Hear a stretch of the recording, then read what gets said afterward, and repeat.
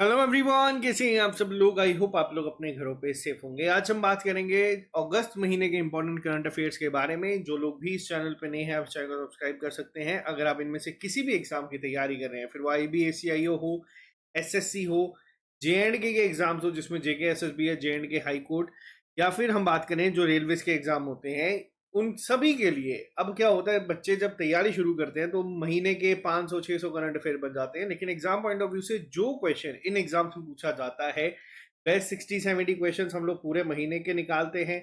जो static part यहाँ से पेपर में पूछ सकता है उसको हम लोग यहाँ पे डिस्कस करते हैं, और ये एक कंप्रीहेंसिव वे में आप लोगों तक पहुंचाने की कोशिश करते हैं। जो इस चैनल पर नए हैं चैनल को सब्सक्राइब कर लीजिए। इस वीडियो को शुरू करने से पहले ही लाइक कर दीजिए ताकि बीच में टाइम वेस्ट ना हो। और आज है टीचर्स डे, और टीचर्स डे के एंड पे आप लोगों के लिए हमारे एंड से गिफ्ट है 15% ऑफ। जो ऑलरेडी रिड्यूस्ड प्राइस चल रहे हैं हमारे सारे कोर्सेज पे, उस पे एक्स्ट्रा परसेंट 15% जो है आपको डिस्काउंट मिल जाएगा। जो 400-500 के हमारे कोर्स चल रहे हैं उस पे अब आपको 15% और डिस्काउंट मिल जाएगा। ये आज रात तक अवेलेबल रहेगा। जो बच्चे भी इसको अवेल करना चाहते हैं आप SSS ऐप को डाउनलोड कर सकते हैं। अगर आप लोग आईफोन यूजर हैं तो अब माई इंस्टीट्यूट ऐप को डाउनलोड करके वहां पे एक ORG कोड मांगा जाएगा, वो RAFQO लिख के आईफोन में भी इसको चला सकते हैं। तो चलिए शुरू करते हैं आज की क्लास को बिना ज्यादा टाइम वेस्ट करे। सबसे पहले हम बात करते हैं आज के पहले क्वेश्चन के ऊपर। देखो ये क्वेश्चन काफी इंपॉर्टेंट है, काफी ज्यादा न्यूज पे था। अब ये चीज क्या है मैं आपको बताता हूँ। कितने परसेंट टैरिफ जो है यूएस प्रेसिडेंट डोनाल्ड ट्रंप ने अनाउंस करी है इंडियन एक्सपोर्ट्स पे। देखो पहले ये थी 25%, ठीक है, जो 1 अगस्त से इफेक्टिव थी। उसके बाद अभी एंडिंग अगस्त यानी कि 27 अगस्त से दोबारा 25% जो है वो भी अब अप्लाई करेंगे। तो टोटल अब कितने परसेंट टैरिफ हो चुका है जो इंडिया पे लगाए जा रहे हैं, वो है 50%। जिसके रिजल्ट में आप लोग देख सकते हैं अभी SCO समिट की काफी सारी फोटोज जो है वो वायरल हो रही हैं, जिसमें कि आप लोग देख सकते हैं रशिया, चाइना और इंडिया, यानी कि इन तीनों के जो लीडर्स हैं, नरेंद्र मोदी, जाई जिनपिंग और व्लादिमीर पुतिन, ये आपस में मिलके फोटोज जो है वो अब सर्कुलेट हो रही है। और कहीं ना कहीं इंदेशा जो है वो यहाँ पे भी दिखा रहा है कि ये किसके खिलाफ हो रही हैं। तो यहाँ पे याद रखिएगा कितने परसेंट टैरिफ जो है यूएस ने लगाई है इंडिया पे, वो है 50%। अब होता क्या है देखो, अगर मैं यहाँ पे सिंपल सी बात करूं, आपको समझना होगा कि मान लो 100 रुपए की कोई चीज मार्केट में थी, अब वो चीज जब 150 रुपए की हो जाएगी तो काफी ज्यादा ऑब्वियसली वो नुकसानदेही होती है किसी भी परचेज करने वाले को भी, और जो बेच रहा है उसको भी अगर इस तरीके से करना होगा। और जितने भी इंडियन एक्सपोर्ट्स हैं उनको ये काफी दिक्कत देने वाली है। बात करते हैं नेक्स्ट क्वेश्चन के ऊपर। एक स्पर्श सिस्टम फॉर पेंशन एडमिनिस्ट्रेशन रक्षा जो है इनिशिएटिव लॉन्च किया गया है किस मिनिस्ट्री के द्वारा। देखो यहाँ पे अगर मैं बात करूँ, आपको पहले तो इसकी फुल फॉर्म पता रखनी है। खासतौर पे जो IBACIO के बच्चे हैं उनको ये क्वेश्चन पूछा जा सकता है। ये पेंशन एडमिनिस्ट्रेशन के लिए जो लॉन्च करा गया है, किसने करा है? ये करा है मिनिस्ट्री ऑफ डिफेंस ने। अब ये क्वेश्चन क्या है मैं आपको थोड़ा सा डिटेल में बताता हूँ कि जितनी भी पेंशन सेंक्शन होती है डिफेंस सेक्टर में, उसकी डिस्पर्समेंट जो है फिर वो तीनों आर्म फोर्सेस यानी कि नेवी, एयरफोर्स, आर्मी, तीनों का जो है उसको स्मूथली जो है वो किया जाएगा। उसके लिए ये सिस्टम निकाला गया है कि कल को किसी को इसमें इश्यू ना आए। अब इसको कौन मैनेज करेगा? इसको मैनेज करेंगे PCDA, यानी कि आपके principal controller of defence accounts, ठीक है। ट्रांसपेरेंट तरीके से होगा, end to end online platform बनाया गया है जितनी भी पेंशन साइकिल एक्टिविटीज होती हैं उनके लिए, ठीक है। यानी कि अब आपको ऑफिस में जाने की जरूरत नहीं है, आप अपने घर से ही ऑनलाइन इसकी हेल्प से, ये जो है पोर्टल की हेल्प से पेंशन की जितनी भी इश्यूज आपको आते हैं वो आप लोग यहाँ पर रिजॉल्व कर सकते हैं। तो किस मिनिस्ट्री के द्वारा किया गया है? ये किया गया है मिनिस्ट्री ऑफ डिफेंस के द्वारा। नेक्स्ट पे आते हैं। देखो अभी एक मिलिट्री एक ड्रिल हुई है जिसका नाम था ड्रोन परिहार प्रहार, ठीक है। ड्रोन प्रहार ये इंडियन आर्मी ने कहाँ पे कंडक्ट करवाई है? देखो अब ड्रोन प्रहार की अगर मैं बात करूं तो ये कहाँ पे हुई है? ये हुई है अरुणाचल प्रदेश में, ठीक है। इसमें क्या है, लेटेस्ट जो आप लोग देखते हैं कि किस तरीके से अगर ड्रोन्स अटैक, खासतौर पे जो बच्चे जम्मू कश्मीर से हैं उन लोगों ने तो देखा ही है कि किस तरीके से ड्रोन्स को के साथ डील किया जाएगा या किस तरीके से ड्रोन अटैक कभी होता है। तो ये सब चीजें जो है इस एक्सरसाइज में यहाँ पे करी गई है। किसके द्वारा करी गई है वो भी याद रखना, ये इंडियन आर्मी ने करी है। ये मिलिट्री ड्रिल थी जिसको ड्रोन प्रहार कहा गया, और कहाँ पे हुई है? ये हुई है अरुणाचल प्रदेश पे। नेक्स्ट पे आते हैं, वीर परिवार सहायता योजना, ठीक है। ये कौन से इंस्टीट्यूशन के द्वारा लॉन्च करी गई है? ताकि लीगल एड दी जा सके जितने भी डिफेंस पर्सनल हैं या फिर उनकी जो फैमिलीज हैं। अब देखो क्वेश्चन क्या है, ध्यान से समझना, दो तरीके से पूछा जा सकता है आपको डायरेक्ट। मैंने जो बच्चे हमारे साथ हाई कोर्ट के एक्सपीरियंस हैं, ठीक है, आप लोगों को मैंने एक चीज बताई है कि नालसा क्या होता है, स्टेट लीगल सर्विस अथॉरिटी क्या होती है, डिस्ट्रिक्ट लीगल सर्विस अथॉरिटी क्या होती है। ये इनका मेन काम होता है कि जो भी लोग जो अफोर्ड नहीं कर सकते लीगल एड, उन तक चीजें पहुंचाई जाए और उनको भी उनके जो हक हैं वो कोर्ट पे से दिलवाए जाए। ठीक है, सिंपल समझने के लिए। अब यहाँ पे आप देखो लीगल एड की अगर बात करूं, किसको देने की बात की गई है, जितने भी डिफेंस पर्सनल हैं, ठीक है, और उनकी फैमिली है। ये जो योजना है किसके द्वारा करी गई है, लॉन्च करा गया है, ये नालसा ने लॉन्च करी है। अब इसका नाम सबसे ज्यादा इंपॉर्टेंट है, पेपर में डायरेक्ट पूछा जाएगा कि उसका नाम क्या है। वो है वीर परिवार सहायता योजना। बहुत इंपॉर्टेंट ये क्वेश्चन है, पेपर में पूछा जा सकता है। नाम याद रखना क्या है, वीर परिवार सहायता योजना, बहुत इंपॉर्टेंट है, इसको मार्क कर लीजिएगा। क्लियर है, नेक्स्ट पे आते हैं। देखो फुट एंड माउथ डिसीज जो है अभी रिसेंटली न्यूज में देखी गई थी, ये किसके थ्रू होती है। तो देखो यहाँ पे आपको बता दूं, ये जो है ये वायरसेस के थ्रू होती है। बच्चे जो हैं इससे ज्यादा जो है प्रभावित हो रहे हैं। अगर हम बात करें एग्जैक्ट वायरस का नाम, तो उस वायरस का नाम भी याद कर लेना, एंट्रोवायरस जेनीस जो है उसके थ्रू ये हो रहा है।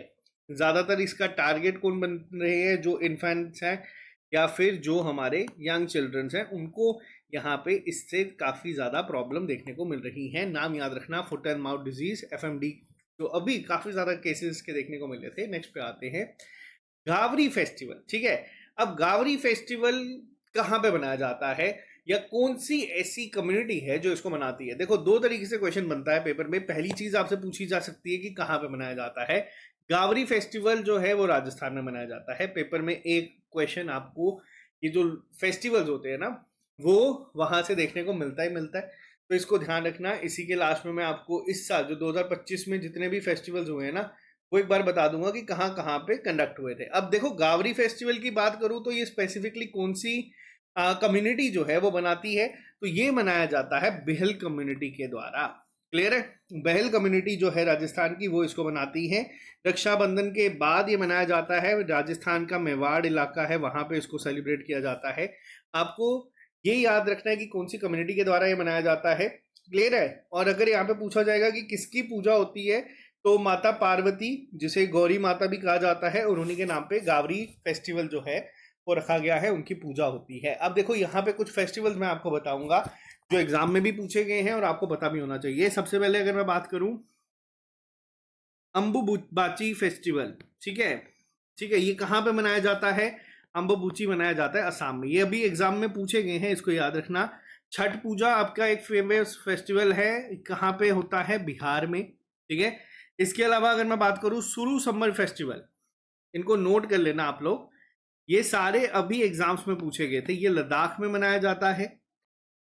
इसके अलावा अगर मैं बात करूं कुछ हमारे मेन जो अभी जैसे चल रहा है गणेश उत्सव, मेनली ये महाराष्ट्र में मनाया जाता है, इसको याद रखना। अभी तो बहुत सारी जगहों पे ये शुरू हो गया है लेकिन मेनली ये महाराष्ट्र का फेस्टिवल है, इसको भी याद रखना। इसके अलावा रथ यात्रा थी जो न्यूज में थी, रथ यात्रा, जगन्नाथ रथ यात्रा कहाँ पे होती है, उड़ीसा में होती है।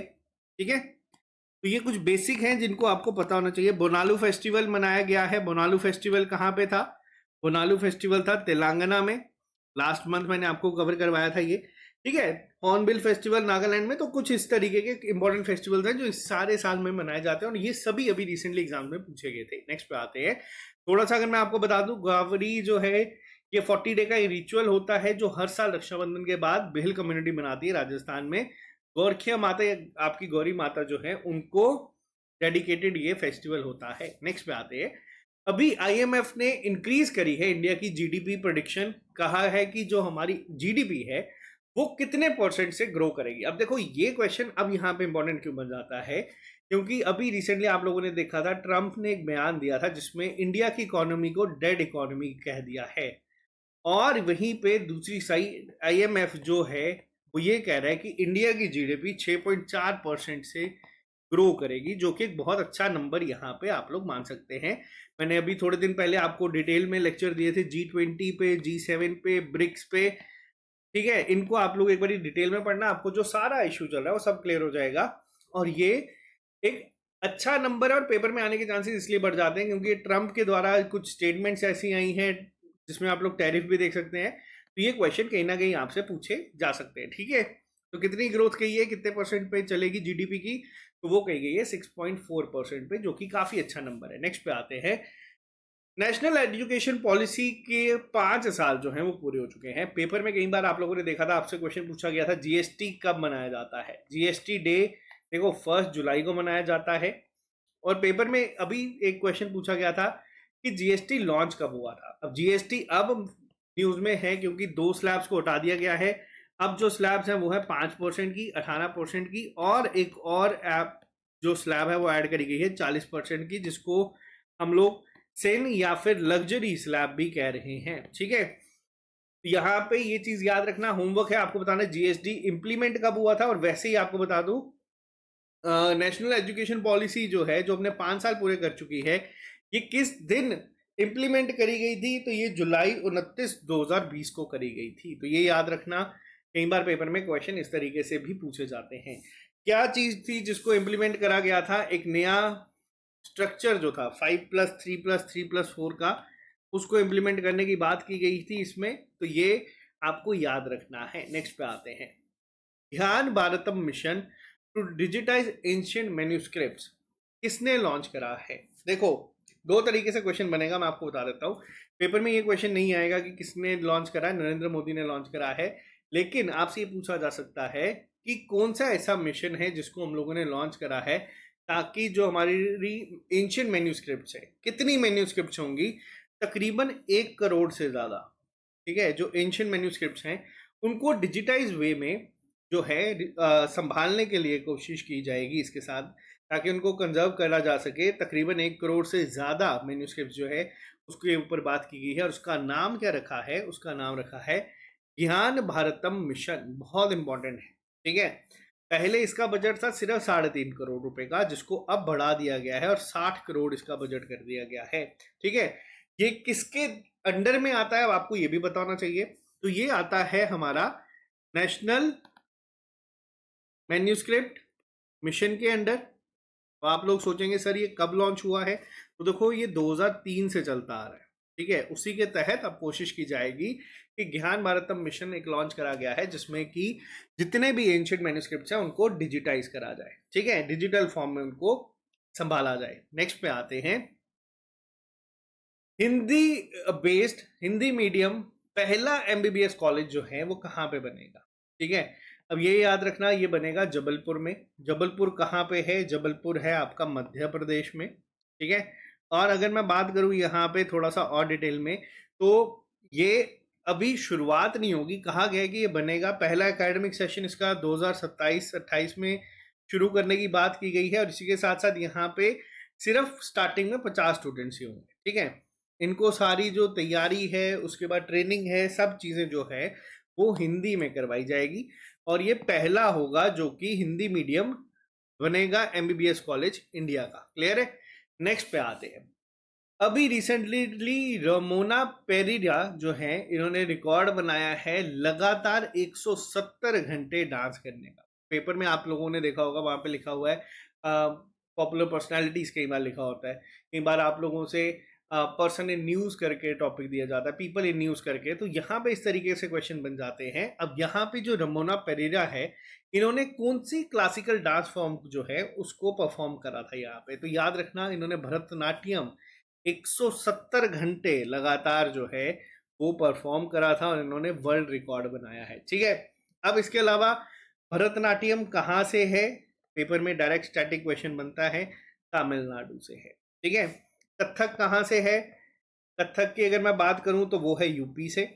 कथकली कहाँ से है, कथकली से जो है वो है केरला से। बच्चा कई बार कथक और कथकली में कंफ्यूज हो जाता है, ध्यान रखना। मोहिनी अट्टम कहाँ से है, ये भी आपका केरला से है।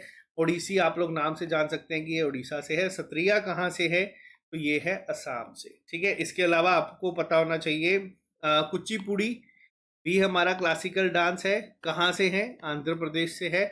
और एक मणिपुरी आता है, वो आपको नाम से ही समझ आ जाएगा, मणिपुर से। अगर आपको डिटेल में पढ़ना है तो मैं आप लोग सर्च करना art and culture, folk dance मैंने पढ़ाया हुआ है, ट्रिपल एस साथ में लिखना, आपको सारी डिटेल में मिल जाएगा, ठीक है। नेक्स्ट पे आते हैं। लद्दाख ने ऑफिशियली एक डेट अनाउंस करी है जिसपे क्या होगा, सफाई आंदोलन डे उसको डिक्लेयर करा गया है। पेपर में पूछा जाएगा कि सफाई आंदोलन डे किसके द्वारा किया गया है, तो लद्दाख के द्वारा किया गया है।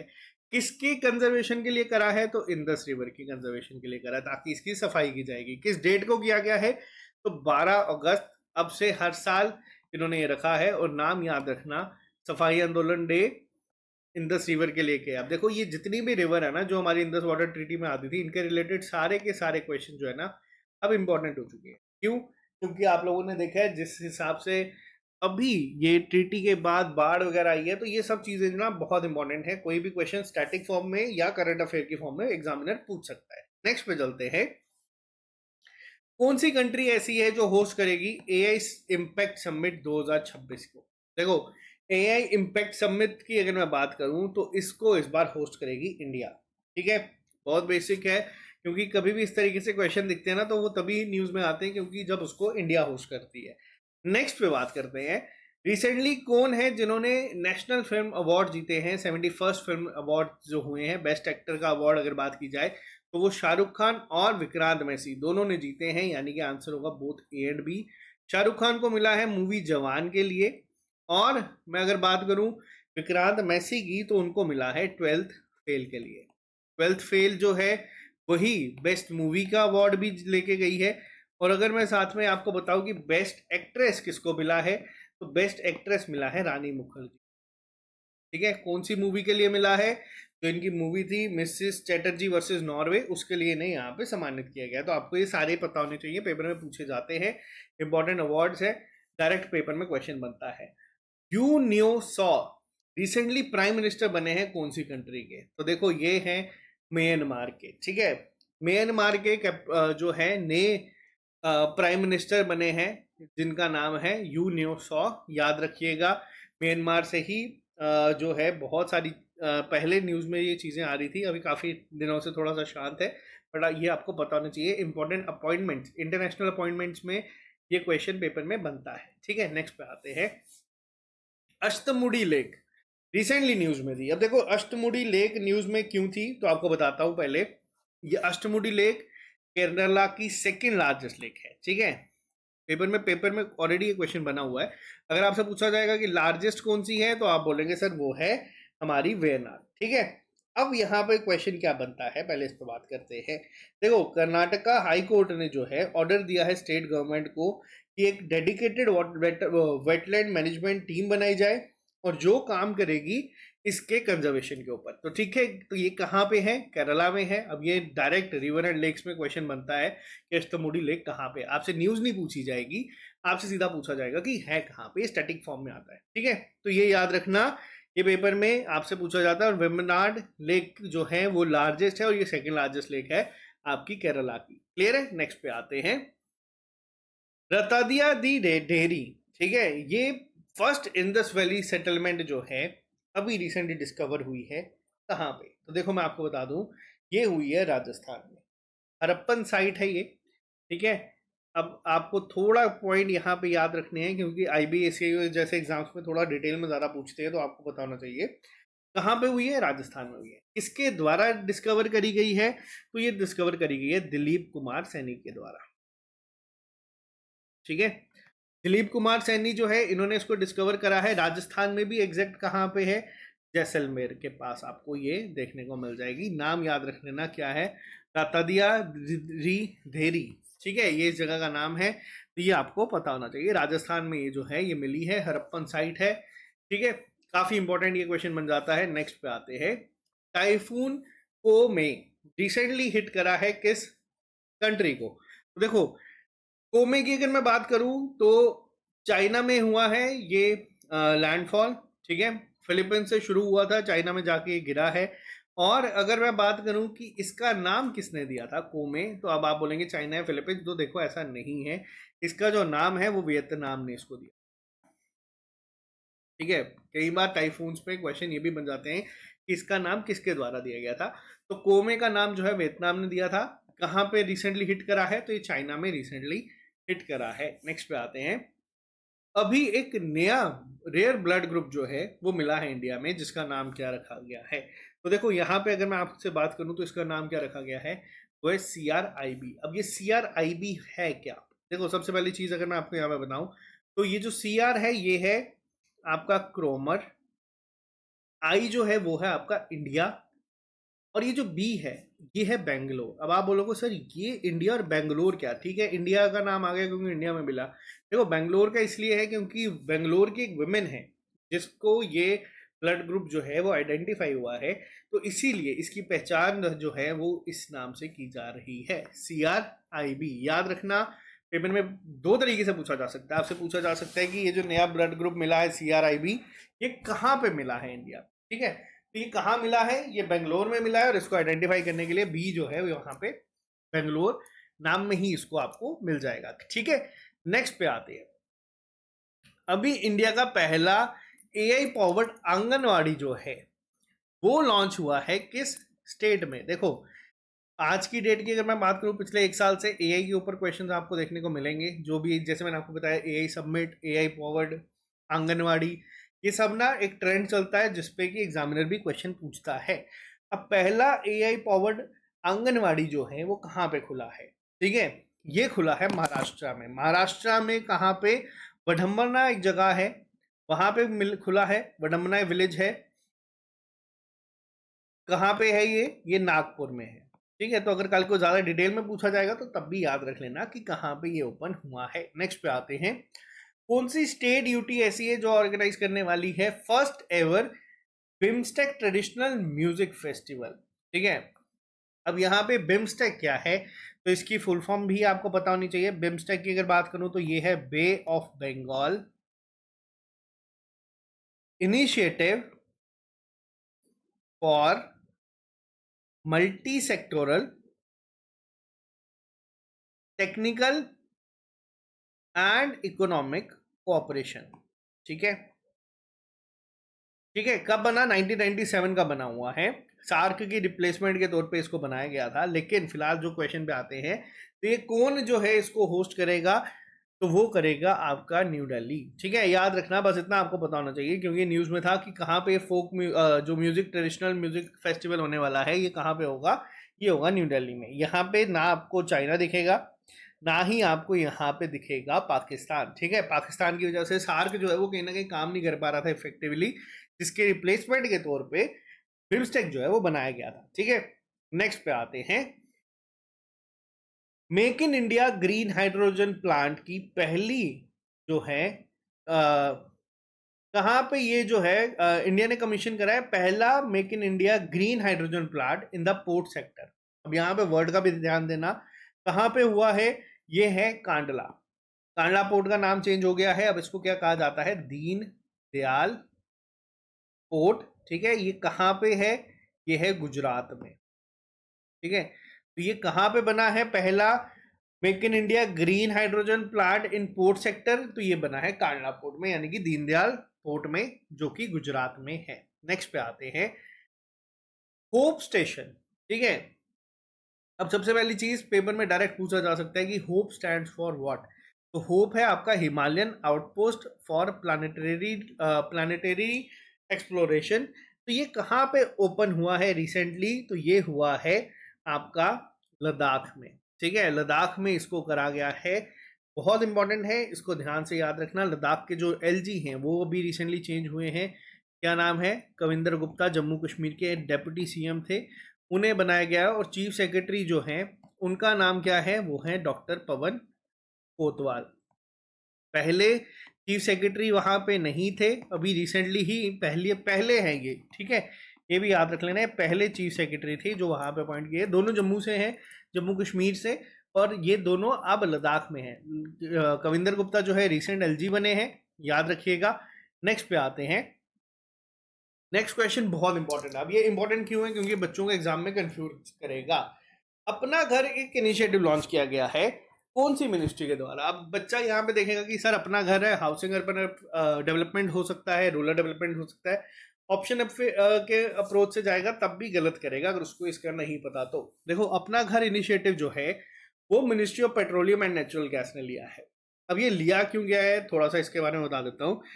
यहाँ पे जितने भी हमारे ट्रक ड्राइवर्स होते हैं, ताकि उनको सेफ क्लीन हाइजीन जो है उस पे बेस्ड एक रेस्टिंग फैसिलिटी जो मिल जाए, ताकि जो लॉन्ग डिस्टेंस वो ट्रैवल करते हैं ट्रक ड्राइवर्स, उनको फ्यूल स्टेशंस पे ही ये बनाने की बात की गई है। और ये एक इनिशिएटिव लिया गया है, अपना घर। तो ये किसके द्वारा लिया गया है? ये लिया गया है ministry of petroleum and natural gas के द्वारा, ताकि जो कई बार आप लोगों ने देखा होगा ट्रक ड्राइवर्स की लाइफ बहुत डिफिकल्ट होती है।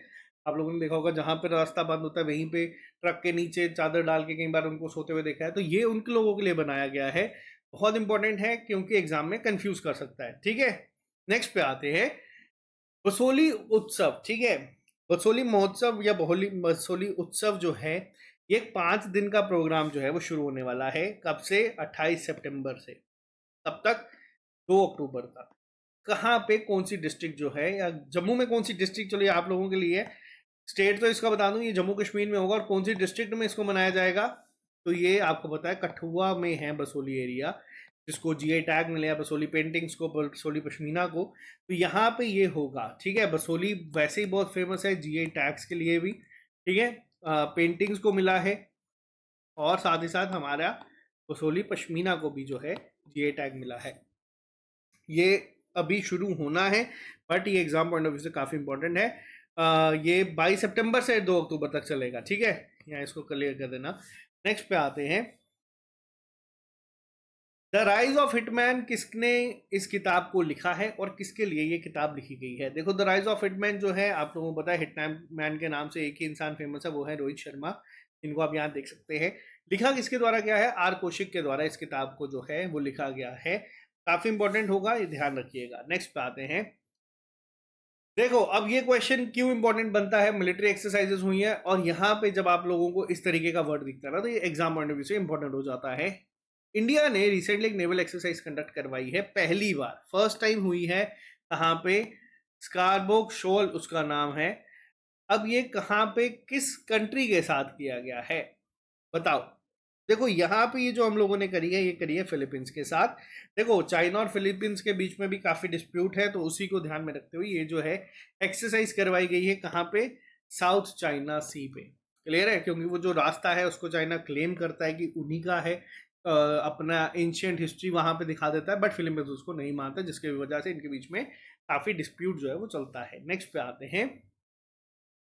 इंडियन रेलवे ने सक्सेसफुली ट्रायल करा है एशिया की लॉन्गेस्ट फ्राइट ट्रेन का। उस ट्रेन का नाम क्या है? अब देखो, ये जो सबसे बड़ी मालगाड़ी बनाई गई है, ये कितना, इसका जो है कितनी बड़ी ये मालगाड़ी है, ये 4.5 किलोमीटर लॉन्ग। ठीक है, इसके कितने डब्बे, अगर मैं सिंपल लैंग्वेज में बात करूं, कितने वैगन्स है? 354 वैगन्स इसके साथ अटैच्ड है। 7 लोकोमोटिव की पावर पे ये चलती है। इसका नाम क्या है? तो इसका नाम है रुद्र अस्त्र। ठीक है, रुद्र अस्त्र जो है इसका नाम है। बहुत इंपॉर्टेंट ये है क्योंकि ये एशिया की लॉन्गेस्ट है, इंडिया की बात नहीं हो रही यहाँ पे, एशिया की लॉन्गेस्ट फ्राइट ट्रेन है। डायरेक्ट क्वेश्चन बनेगा पेपर में कि नाम बताओ क्या है। ठीक है, तकरीबन जो 6 मालगाड़ी होती है ना, उनको कंबाइन करके एक मालगाड़ी बना दिया गया है, तो इसको याद रखना। और इसके जो ट्रायल थे वो सक्सेसफुली जो है वो कंडक्ट हो चुके हैं। कहाँ से कहाँ तक हुआ था ट्रायल, अगर आपको कल को ये भी पूछा जाएगा तो याद रखना, गंग ख्वाजा जगह है यूपी में, और गरवाहा तक चली थी, यानी कि यूपी से लेके झारखंड तक चली थी। बस इतना याद रख लेना, दोनों की स्टार्टिंग जी जी से होती है, गरवाहा और गंग ख्वाजा जगह। ठीक है, बस इतना याद रख लेना। ये ट्रायल था जो उसकी सक्सेसफुली कंडक्ट हो चुका है। नेक्स्ट पे आते हैं, एससीओ सबमिट कहाँ पे हो रही है? देखो, एससीओ सबमिट की अगर बात करूं, पेपर में 2 क्वेश्चंस बताता हूं जो कि सबसे ज़्यादा कंफ्यूजिंग होते हैं। एससीओ की फुल फॉर्म क्या है? ये है शंघाई कोऑपरेशन ऑर्गेनाइजेशन। ठीक है, अब इसका हेडक्वार्टर कहाँ पे है? बच्चा सोचते है सर शंघाई के नाम से, तो शंघाई में होगा। इसका हेडक्वार्टर है बीजिंग में। पहला पॉइंट। ठीक है, अभी आप लोग जो देख रहे हैं ना कि चाइना के प्राइम मिनिस्टर, प्रेसिडेंट, इंडिया के प्राइम मिनिस्टर, रशिया के जो एक साथ घूम रहे हैं, वो यहीं पे हो रहा है। तो ये उस पॉइंट ऑफ व्यू से काफ़ी इंपॉर्टेंट है। कहाँ पे है? चाइना में होस्ट हो रही है। बस इतना आप लोगों को पता होना चाहिए। ठीक है, हेड कौन है? वो है जैंगमिंग, इनका नाम भी पता रखना। और हेडक्वार्टर जो सबसे इंपॉर्टेंट है उसको ध्यान रखना, कई बार बच्चा वहां पे कंफ्यूज हो जाता है और वहां पे चीजें गलत कर देता है। नेक्स्ट पे आते हैं, कौन सा ऐसा पहला स्मॉल फाइनेंस बैंक है जिसको यूनिवर्सल बैंक स्टेटस दिया है? ठीक है, अब यहाँ पे देखो ये जो स्टेटस दिया गया है ये पहली बार दिया गया है इसके द्वारा, आरबीआई के द्वारा। तो ये फर्स्ट स्मॉल फाइनेंस बैंक कौन सा है? ये है एयू स्मॉल फाइनेंस बैंक, जिसको ये स्टेटस मिला है। इंपॉर्टेंट है क्योंकि पहला बार इसको मिला है इस तरीके का, तो पता होना चाहिए। ठीक है, लद्दाख में पहला बोटानिकल गार्डन जो है वो बिल्ड किया जा रहा है। कहाँ पे? तो देखो ये किया जा रहा है, शौक जगह है लद्दाख में, वहां पे इसको किया जा रहा है बिल्ड, और ये लद्दाख का पहला बोटानिकल गार्डन है, तो ये आपको पता होना चाहिए। ठीक है, मोस्ट इंपॉर्टेंट क्वेश्चन आज का, जो अवार्ड्स आपको मिलते हैं ना, उसमें अगर यहाँ पे बात की जाए, पहला रेसिपिटेंट कौन बने हैं जिनको MS स्वामीनाथन प्राइज जो है दिया गया है फॉर फूड एंड पीस के लिए? अब देखो ये जो अवार्ड है ये काफी इंपॉर्टेंट है। क्यों? क्योंकि पहली बार दिया गया है। अब ये MS स्वामीनाथन जी है कौन? तो आप लोगों ने देखा होगा, जिन्हें हम लोग फादर ऑफ ग्रीन रेवोल्यूशन कहते हैं। ठीक है, वो यही है। इनके निधन के बाद ये अवार्ड देना शुरू किया, इनको भारत रत्न से भी सम्मानित किया गया था, याद रखना। अब ये किसको दिया गया है? अब यहाँ पे नाम याद रखना, ये है प्रोफेसर एडमोलिया एडनले। ठीक है, इन्हें यहाँ पे सम्मानित किया गया है। नाम से आपको पता चल रहा है कि ये इंडियन नहीं है, तो कौन सी कंट्री से बिलोंग करते हैं? तो ये नाइजीरियन साइंटिस्ट है। ठीक है, अब इनको क्यों दिया गया है? इन्होंने जो नाइजीरिया में भुखमरी फैली थी, जो हंगर थी की सिचुएशन थी, उसको कंट्रोल करने में बहुत बड़ा योगदान दिया है, तो इसीलिए इनको इस अवार्ड से सम्मानित किया गया। और ये मोस्ट इंपॉर्टेंट क्वेश्चन है, इसको याद रखना, पेपर में डायरेक्ट पूछा जाएगा, तो आपको पता होना चाहिए। ठीक है, सारनाथ जो है उसको नॉमिनेट, अब देखो वर्ड का ध्यान रखना, नॉमिनेट किया गया है, मिला नहीं है, नॉमिनेट करा गया है यूनेस्को वर्ल्ड हेरिटेज स्टेटस को पाने के लिए। अब ये सारनाथ है कहाँ पे? ठीक है, अब देखो सारनाथ जो है इसको अभी ऐड नहीं किया गया, मैंने आपको वापस जैसे अभी बताया, इसको सिर्फ रिकमेंड करा गया, यानी कि नॉमिनेट किया गया है। कहाँ पे है? उत्तर प्रदेश में है। अब ये इंपॉर्टेंट जगह क्यों है? क्योंकि यहाँ पे पहला समन हुआ था किसका? गौतम बुद्धा का। कब? एनलाइटमेंट अचीव करने के बाद। ठीक है, किसका? गौतम बुद्धा जी का यहाँ पे पहला हुआ था, इसीलिए जगह को कहा गया है कि इनको इसको भी ऐड किया जाए। अभी तक नहीं किया गया, नॉमिनेट किया गया है। ऐड किसको किया रिसेंटली? वो किया गया है लैंडस्केप्स ऑफ मराठा मिलिट्री। अब देखो यहाँ पे अगर मैं बात करूं लैंडस्केप्स ऑफ मराठा मिलिट्री की, कौन सी एडिशन है? 44th एडिशन ये है। अब पेपर में क्वेश्चन आएगा जहां पे बच्चा कंफ्यूज होगा, आपको पूछ लिया जाएगा कि बताओ ये कहाँ पे है। ऑप्शन में दे दिया जाएगा Maharashtra, Tamil Nadu, both A and B.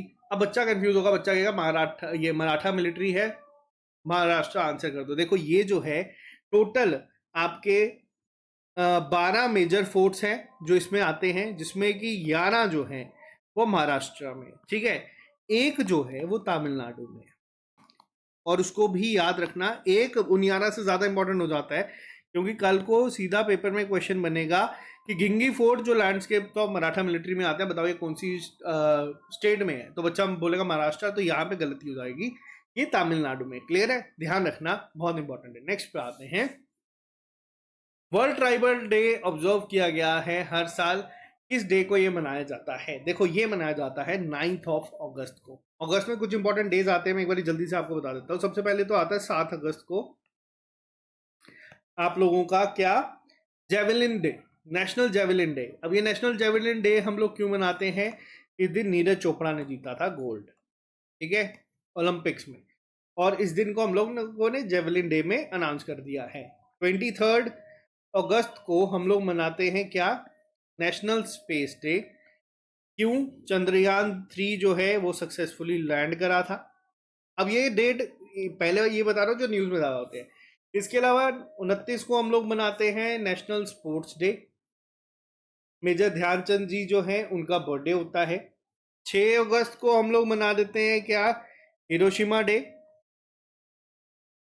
उस दिन लिटिल बॉय जो है वो न्यूक्लियर बॉम्ब जो है, एटॉमिक बॉम्ब जो है वो गिराया गया था जापान की हिरोशिमा पे। अब 2 होमवर्क है आपके, आपको बताना है कि क्विट इंडिया मूवमेंट कब शुरू हुई थी, और साथ में आपको बताना है नागासाकी कौन सी हुई है। नागासाकी का ये मैं बता देता हूँ, उस बॉम्ब का नाम था फैटमैन, बट आपको बताना है कि ये 2 किस दिन पे मनाए जाते हैं, ठीक है। ये कुछ इंपॉर्टेंट डेज है, अगस्त से कई बार पेपर में आ जाते हैं, तो ध्यान रखना। नेक्स्ट पे आते हैं, सतनावरी विलेज, जो इंडिया का पहला स्मार्ट इंटेलिजेंट विलेज। अभी तक आप लोग देख रहे हैं कि सर स्मार्ट सिटी सुना था, ठीक है।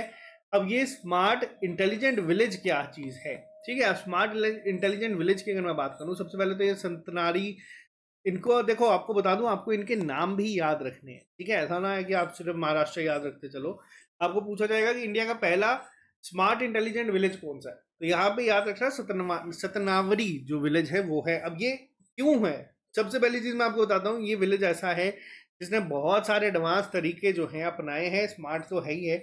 अब यहाँ पे ड्रोन असिस्टेड फार्मिंग हो रही है, ठीक है, जिसमें आपकी स्मार्ट इरिगेशन आ जाती है, आपका मोबाइल बैंकिंग आ जाती है। इसके अलावा अगर मैं बात करूं, डिजिटाइज स्कूल कर दिए है, 24/7 सर्विलेंस नेटवर्क बना दिया है, बैक्ड बाय वॉइस, यानी कि इंडियन टेक इनोवेटर्स के द्वारा किया गया है। बहुत सारे जो हैं इन्होंने फीचर्स ऐसे अपनाए जो कि अभी तक सिटीज में भी नहीं आए, ठीक है। तो ये इसीलिए क्या है, इंडिया का पहला स्मार्ट इंटेलिजेंट विलेज। सीएम जो वहाँ के हैं जो महाराष्ट्र के सीएम है, उनका ये एम है कि ज़्यादा से ज़्यादा गांव जो वहाँ के हैं उनको स्मार्ट इंटेलिजेंट बनाया जाए, तो उसमें पहला सतनावरी जो है वो बना है, ठीक है। नेक्स्ट क्वेश्चन पे चलते हैं। नेक्स्ट क्वेश्चन की अगर मैं बात करूं यहाँ पे, तो अभी किसके द्वारा लॉन्च करी गई है नारी अदालत, यानी कि अम्मा empowerment scheme on the occasion of first अम्मा सम्मान डे। अब देखो यहाँ पे ये क्वेश्चन क्या है, पहले आपको समझना पड़ेगा। कब मनाया जाता है अम्मा सम्मान डे, तो ये अगस्त 10 को मनाया जाता है, ठीक है। पहली बार था, किसके द्वारा किया गया है, सिक्किम के द्वारा किया गया है। और जो हमारी मदर्स हैं उनका क्या रोल रहता है, उसको एम्पावर करने के लिए यहाँ पे नारी अदालत जो है या अम्मा एम्पावरमेंट स्कीम जो है वो लॉन्च करी गई है। बहुत इंपॉर्टेंट है ये दोनों चीजें, क्योंकि पहली बार मनाया गया है, तो याद रखना 10 अगस्त को ये मनाया गया था। नेक्स्ट पे आते हैं, वर्क फॉर विकसित भारत पोर्टल किसके द्वारा लॉन्च किया गया है। देखो, वर्क फॉर विकसित भारत जो है वो नीति आयोग ने इसको लॉन्च करा है, ठीक है। नीति आयोग ने इसको लॉन्च करा है, जिसमें कि सारी चीजें जो हैं आपको स्कीम्स वगैरह सब कुछ एक ही जगह पे जो है देखने को मिल जाएगी इस पोर्टल में, तो ये याद रखिएगा। One of the most most important question, याद रखना इसको, ठीक है। कौन सा ऐसा वुमेन एसएचजी यानी कि सेल्फ हेल्प ग्रुप है जिसको यूएनडीपी इक्वेटर प्राइज 2025 के साथ सम्मानित करा गया है biodiversity conservation and sustainable farming के लिए। तो यहाँ पे इसका नाम आपको याद रखना ही रखना है, या आपको जरूर एग्जाम में दिखेगा। बीबी फातिमा जो है सेल्फ हेल्प ग्रुप, इसको यहाँ पे सम्मानित करा गया है यूएनडीपी इक्वेटर प्राइज के साथ, ठीक है। अब यूएनडीपी इक्वेटर प्राइज दिया गया है जो इन्होंने बायोडाइवर्सिटी कंजर्वेशन और सस्टेनेबल फार्मिंग को के फील्ड में काम किया है, उसके लिए इन्हें यहाँ पे सम्मानित किया गया है। बहुत इंपॉर्टेंट है, और ये आज का सबसे इंपॉर्टेंट क्वेश्चन भी आप लोग कंसिडर कर सकते हैं। नेक्स्ट पे आते हैं, इंडिया की पहली हाइड्रोजन पावर ट्रेन जो है उसने ऑपरेट करा, किस रूट में करा। देखो यहाँ पे अगर मैं बात करूं तो ये किया गया है हरियाणा के अंदर ही ये चली है, जिंद से सोनीपत तक इसको करा गया है, और ये इंडिया की पहली हाइड्रोजन पावर ट्रेन है। तो ये आपसे पूछा जा सकता है, जब कभी भी आपको ये फर्स्ट दिख जाता है ना और इंडिया साथ में दिख जाता है, ये question exam point of view से इंपॉर्टेंट हो जाता है। नेक्स्ट पे आते हैं, नंबियो सेफ्टी इंडेक्स आया है, ठीक है। नंबियो सेफ्टी इंडेक्स के अकॉर्डिंग कौन सी ऐसी स्टेट है या सॉरी सिटी है जिसने टॉप करा है इंडिया में। देखो, सबसे अगर सेफेस्ट सिटी की बात की जाए तो वो है मैंगलोर, ठीक है, पहले पॉइंट पे। दूसरे पे है वडोदरा, तीसरे पे है अहमदाबाद। और अगर इंडिया का रैंक पूछा जाएगा कि इस रैंकिंग में क्या आया है, तो वो है 67th। और अगर दुनिया की सबसे सेफेस्ट पूछी जाएगी तो वो है आबू धाबी। क्लियर है, आबू धाबी दुनिया की सबसे सेफेस्ट है, इंडिया का रैंक है 67th कंप्लीट इंडिया का। और अगर इंडिया की सिटी की बात करूं तो वो है मैंगलोर, ठीक है। नेक्स्ट पे आते हैं, द टैटू 2 हाइड्रोलिक प्रोजेक्ट कहाँ पे लोकेटेड है, कौन सी स्टेट में ये बनाया जाएगा या कहाँ पे ये आपको देखने को मिलता है। तो देखो यहाँ पे अगर मैं बात करूं तो ये है आपका अरुणाचल प्रदेश में। किस रिवर पे है, तो यादजेप रिवर है, वहां पे इसको बनाया गया है। तो यहाँ पे याद रखना, ये जो हाइड्रोलिक पावर प्रोजेक्ट है, हाइड्रो इलेक्ट्रिक प्रोजेक्ट, ये आपको अरुणाचल प्रदेश में देखने को मिलता है। नेक्स्ट पे आते हैं, रिसेंटली ताइवान को भी एक टाइफून जो है उसने हिट करा था, उसका नाम क्या था? देखो टाइफून को जो हिट करा था उसका नाम था जो सॉरी ताइवान को जो हिट करा था उस टाइफून का नाम था टाइफून पौडुल, इसको भी याद रखना। नेक्स्ट पे आते हैं, मिशन सुदर्शन चक्र रिसेंटली लॉन्च करा गया है इंडिपेंडेंस डे के दिन प्रधानमंत्री नरेंद्र मोदी के द्वारा। ये नेशनल सिक्योरिटी इनिशिएटिव लिया गया था। अब ये मिशन सुदर्शन चक्र है क्या, पहले मैं उस पर बात करता हूँ। किया किसने? ये तो नरेंद्र मोदी ने किया, आप लोगों को देख के आइडिया हो ही गया होगा। लेकिन अब यहाँ पे क्या की गई है बात, यहाँ पे बात की गई है एक आयरन डोम लाइक स्ट्रक्चर बनाने की, जो कि हमारे एयर डिफेंस सिस्टम, अब आप लोग ये चीजें जो हैं थोड़ी और आसानी से समझ पा रहे हैं, क्योंकि आप लोगों ने जम्मू कश्मीर के एक्सपीरियंस ने तो इसको जिया था, जब छत के ऊपर से वो लाल लाल गोले निकल रहे थे। अब ये आयरन डिफेंस डोम एयर डिफेंस सिस्टम बनाने की बात करी गई है, कब तक? 2035 तक बनाने की बात करी गई है। अभी हमारे पास जो सबसे इम्पोर्टेंट यहाँ पे कुछ एयर डिफेंस सिस्टम्स थे, जिसमें सबसे पहले हम बात करेंगे S-400 की, उसके बाद बात करेंगे आकाश, ठीक है, और एक और था बैरक 8।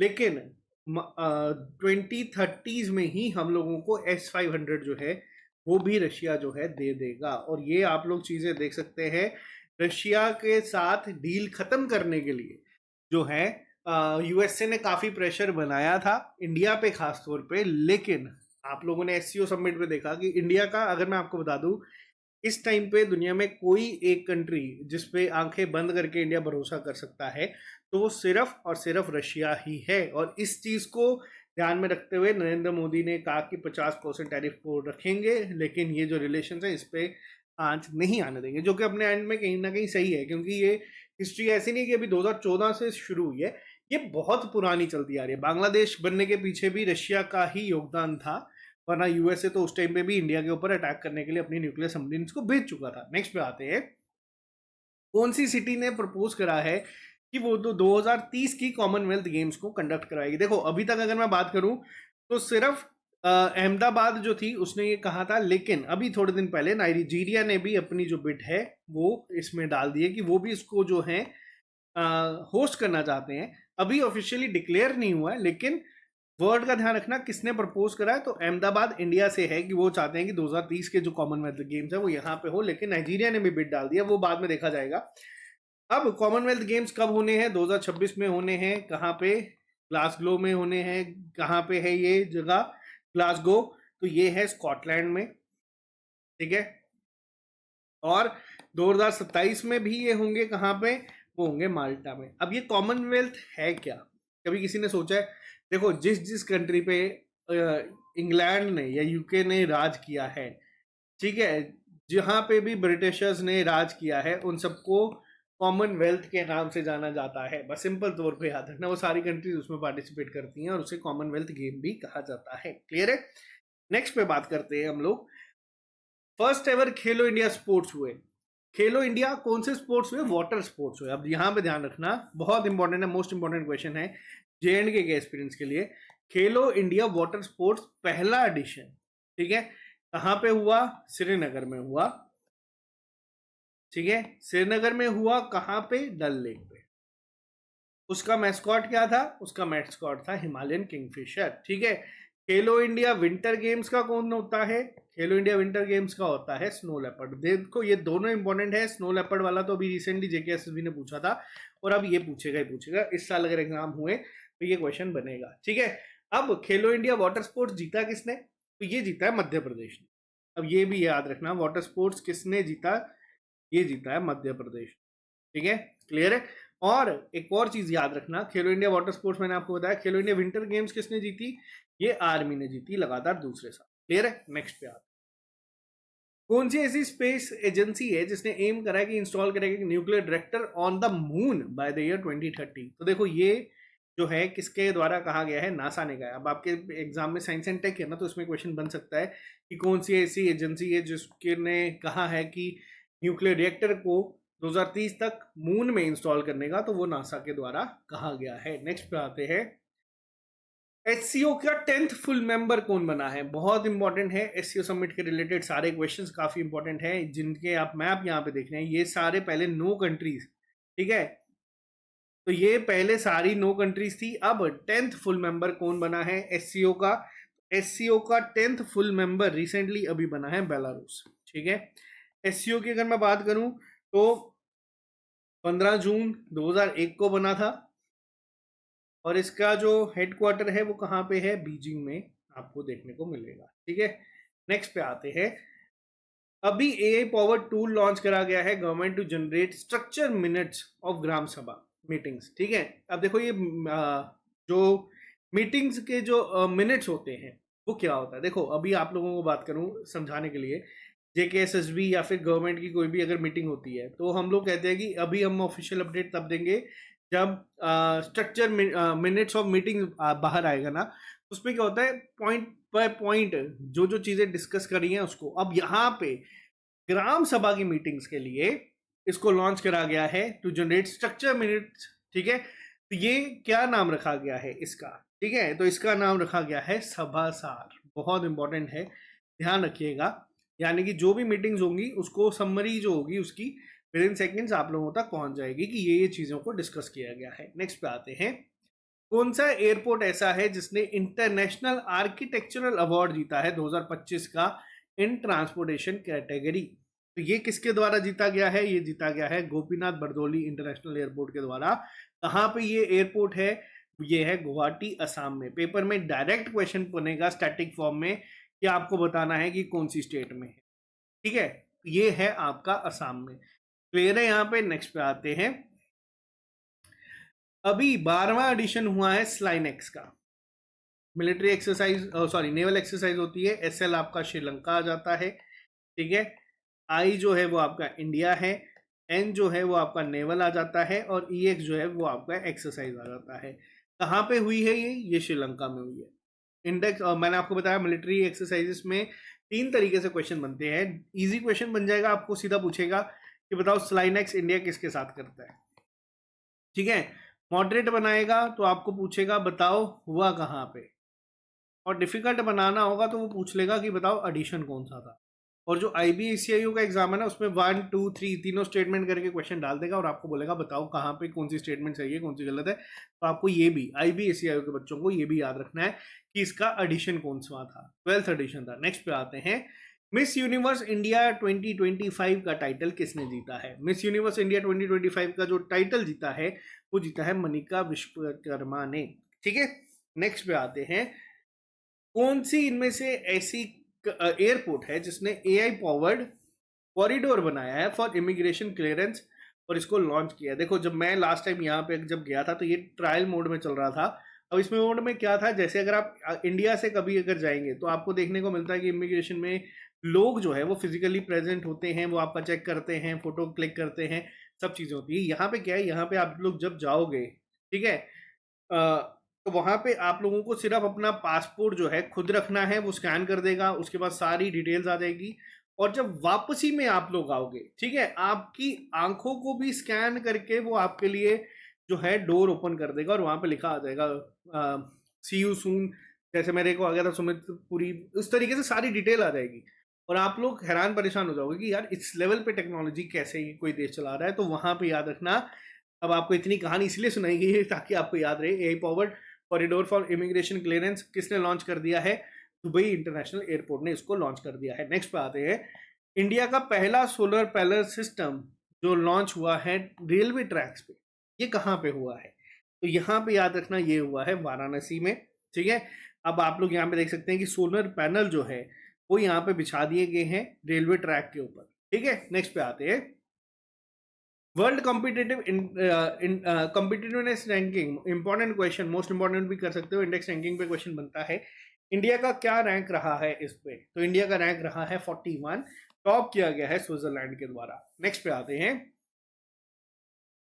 कौन सा ऐसा पहला पब्लिक सेक्टर बैंक बना है जिसने अपनी वेबसाइट को .बैंक.in पे शिफ्ट कर दिया है।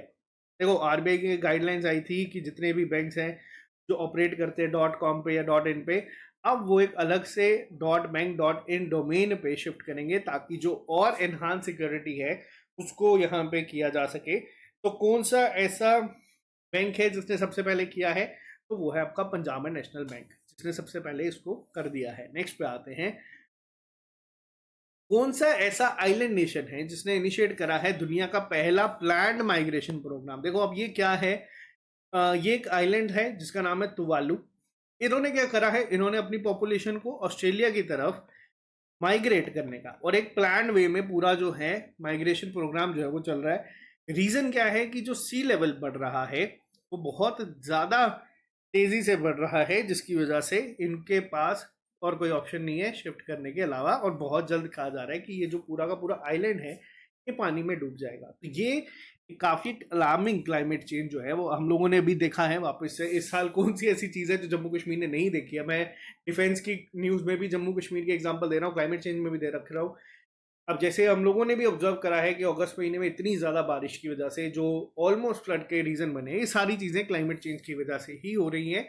और उसी की एक एग्जाम्पल है तुवालू का जो प्लान्ड माइग्रेशन प्रोग्राम चल रहा है, और ये दुनिया का पहला है। आने वाले समय में आपको और देखने को मिलेंगे। नेक्स्ट पे आते हैं, कौन सी ऐसी स्टेट है जो कि 100% डिजिटली लिटरेट स्टेट बन गई है? अगर मैं आपको बोलूँ गेस करने के लिए तो आप लोग भी गेस कर लेंगे। केरला जो है ये पहली बनी है लिटरेट स्टेट। नेक्स्ट पे आते हैं, काफ़ी इंपॉर्टेंट क्वेश्चन है science and tech exam point of view से, जो सिलेबस में दिया है नायब तहसीलदार के।